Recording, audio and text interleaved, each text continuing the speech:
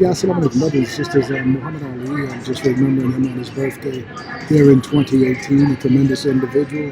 I thank Almighty God Allah for the time, his 74 years among us, and for the great history that he has done. January the 17th, 1942, this human being came into the world, and though he was born Cassius Marcellus Clay, he would become Muhammad Ali after receiving the name from the Honorable Elijah Muhammad in March of 1964.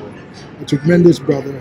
History will record him as one of the greatest of all times, but he was a human being who was pretty much, as he said in his own words, he didn't know nothing. He wouldn't have been nothing had not he found a man who would teach him and elevate him to make him speak the wisdom in some of the book. That's Muhammad Ali, formerly known as Cassius Marcellus Clay. That individual that he would meet is the most honorable Elijah Muhammad. Now, many historians give credit to others and his students, but it was actually the honorable Elijah Muhammad. I don't know what I'll do. God's got me here for something, but I can feel it. It's nobody. I'm not no leader. I'm a little humble follower. Cassius, did you really feel like this before the fight when you were talking so loud? Feel like what? The sentiments you're expressing here about being rather quiet, did you really feel that way and the rest was just a big act? Yes. A wise man can act a fool, but a fool cannot act a wise man.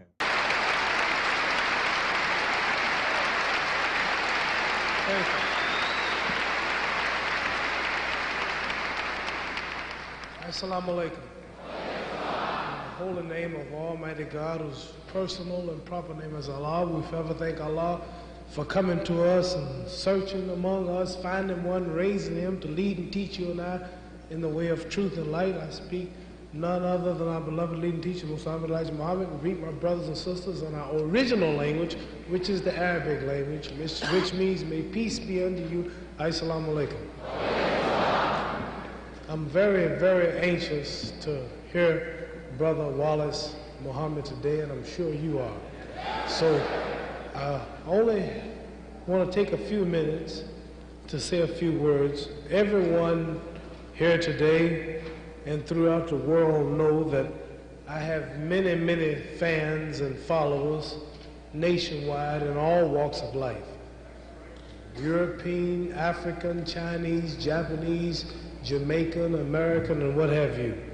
And all of these people just about look up to the name Muhammad Ali, and they respect me and my judgment.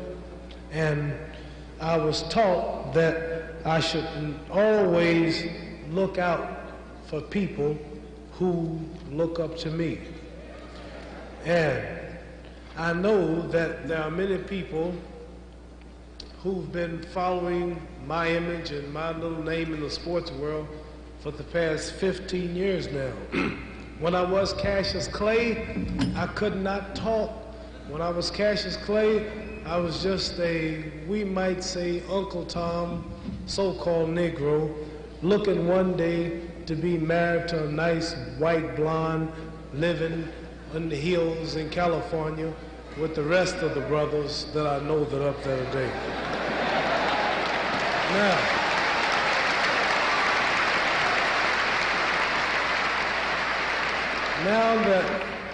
Now that I've accepted the Honorable Elijah Muhammad, the beautiful name that he has given me, Muhammad Ali, I now have a wise teacher and a wise guide. And my wise teacher is the Honorable Elijah Muhammad, and the wise guide that I've been with most of the time, because I didn't have the time to be with the Honorable Elijah Muhammad in my travels, but he honored me and blessed me with his son, Herbert Muhammad, who's been leading me and teaching me all of the ways, the likes and the dislikes of his father.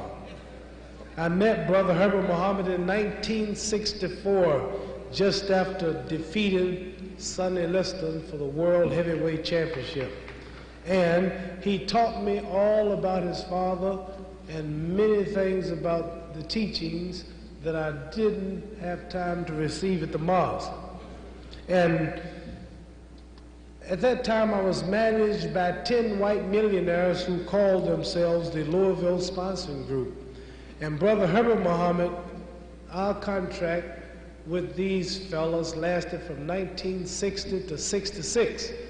After 1966, Brother Herbert Muhammad, I asked, could he be my manager? I asked the Honorable Elijah Muhammad, could he handle my affairs?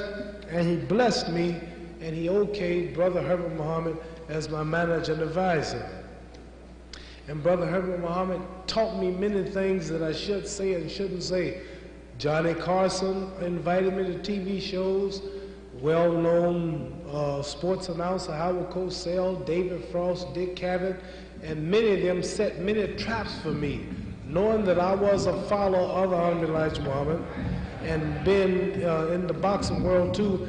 They laid all kind of traps, and before I would go on the television shows, I never would make a move without calling up Brother Herbert and asking him, what should I say? What should I do? How would the messenger look at this? And he would always tell me what he think the messenger would say or would have done. And he stood beside me in my draft fight with the American government, which is a very powerful case and story. He made me strong during the time when I had to divorce my first wife, very beautiful black sister who promised she would accept the teachings, but she didn't. And after separating, I had a lot of mental problems. He comforted me, stayed with me, and helped me to get over that. After that, the world realized that I followed the Honorable Elijah Muhammad as a Muslim. We immediately received invitations to countries such as Egypt, Arabia, Libya, Syria, Abu Dhabi, Iran, Pakistan, Indonesia, and many more countries. And all the kings of these countries, such as President Nasser of Egypt, all spoke of the Honorable Elijah Muhammad. He says, when is Elijah Muhammad coming to Cairo? And we promised him that whenever he had time, he would come. King Faisal, Saudi Arabia, all asked him about the Honorable Elijah Muhammad. Colonel Gaddafi of Libya loaned us $4 million so the Honorable Elijah Muhammad could help build up the black community here in America. All these people asked about the Honorable Elijah Muhammad, and all of them seemed to know Brother Herbert Muhammad, because I found out later he had been to these countries about 6 different times before he even met Muhammad Ali. And he was recognized as the son of the Honorable Elijah Muhammad before he even met Muhammad Ali. And when I was expelled from the mosque a few years ago, it was Brother Herbert Muhammad who taught me many things that I was not allowed to, I would say, receive because I wasn't in the mosque. He kept me on the right road, taught me right from wrong. And now when I went to visit the messenger a little before my suspension, he always told me that if I ever needed any help, if I ever needed any advice, he always told me to see Brother Herbert because he could advise me on what he would say or do in any occasion. This was a great blessing to know that if the Honorable Elijah Muhammad wasn't around or I couldn't get to him, I could go to his son and he would tell me just what and how he would have done if he was in this position. And after hearing of the death of the Honorable Elijah Muhammad, of the passing away, immediately I took a jet to Chicago to see the Honorable Elijah Muhammad. To see Herbert, because I knew Herbert would tell me just what's happening, how I should feel, what I should say, and what I should do. And I obeyed what the messenger told me, and right away I went to see Brother Herbert Muhammad. And on coming to Chicago, Brother Herbert told me something of a parable that he gave me a few years ago. We were once, I can't picture what state or what country we were in, but we saw an apple tree.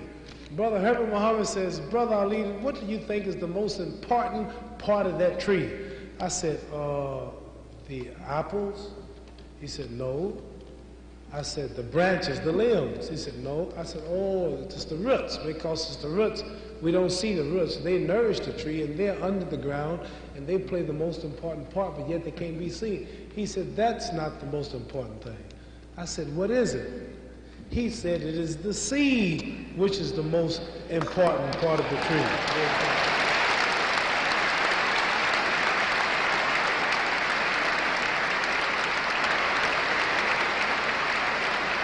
And I had mentioned the death of the Honorable Elijah Muhammad. He says, please never refer to my father as being dead, because he's not dead, he lives in us.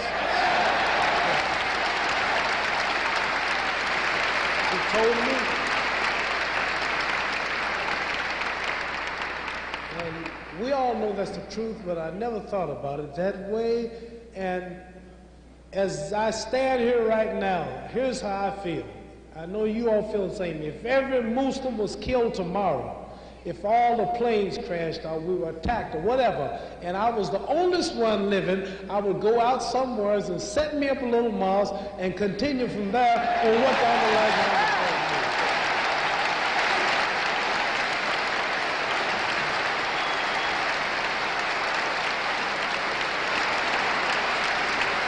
Thank you.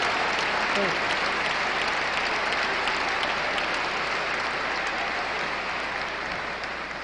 Brother Herbert Muhammad also told me, he said that the body is the nation of Islam, and he told me that from now on, that Brother Wallace D. Muhammad will be the head of the nation of Islam.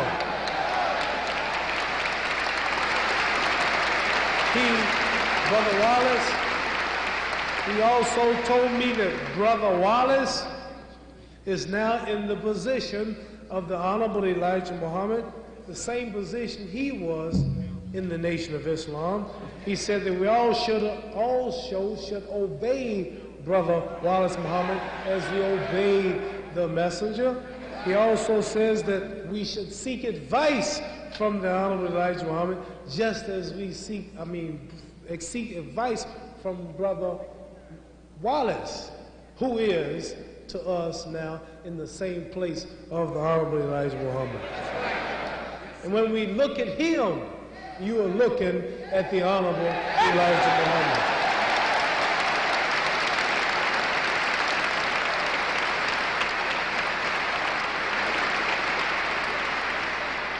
I have 2 more minutes. And when he gives you an order, you obey him just as you do the Honorable Elijah Muhammad.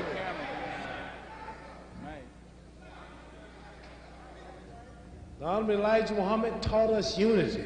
The world knows he was the greatest teacher of unity that we've ever seen.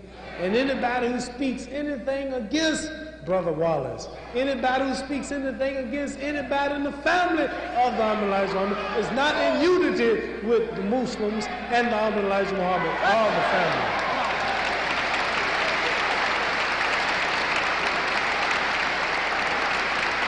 So, in my closing and last words, I also make my pledge here today, and that pledge is that I will be faithful and loyal and honorable to the Honorable Wallace Muhammad. And I'm sure that everyone here today who feels the same will be happy to stand up right now and let the world know that you're behind this man.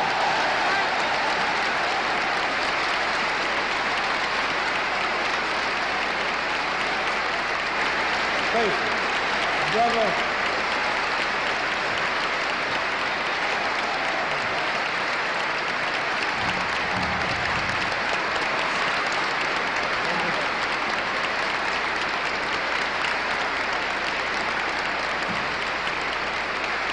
I have one more, thank you, could you have a seat? One more thing I would like to say to put the icing on the cake. Why did the brother tell me this? Brother Herbert told me that his father, the messenger, told him constantly that Allah told the messenger when Wallace was in his 40s, Allah himself will visit Brother Wallace. and he's now 41 years old today. I repeat, Allah, God himself, will visit Brother Wallace Muhammad.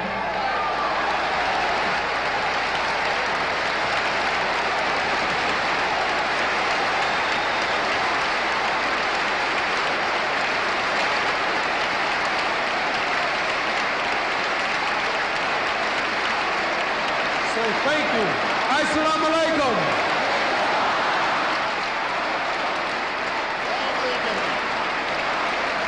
Long live Muhammad.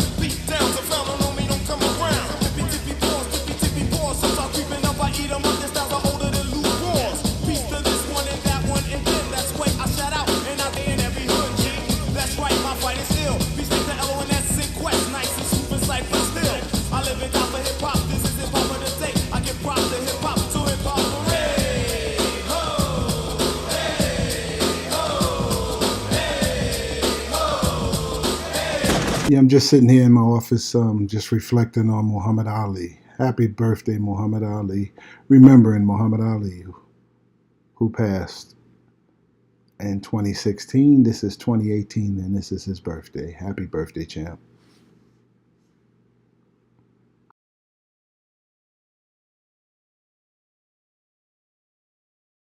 Because I believe that, you know, he was a strong component for Islam. He always, represented Islam. I remember he said he was going to start an organization called World. There were certain things he said he was going to do after boxing. He said that boxing set the stage for a bigger arena for him. And I just wonder sometimes if someone puts something on him. Yeah. Because he's... It's very strange because all of a sudden, I'm not saying it has anything to do with it, but when I divorced him, everything happened wrong. Everything went downhill with him. I don't know what it was. But when I was with him, he was healthy and he was, and when I Y'all divorced in 76, right? So 78. 78? Okay. Yeah, 76, 78. Okay. So 76, between 77 and 78. Right. All right. So 77, he was fighting Ernie Shavers and Leon Spinks in I think February the of 78. divorce hadn't been signed. Okay. But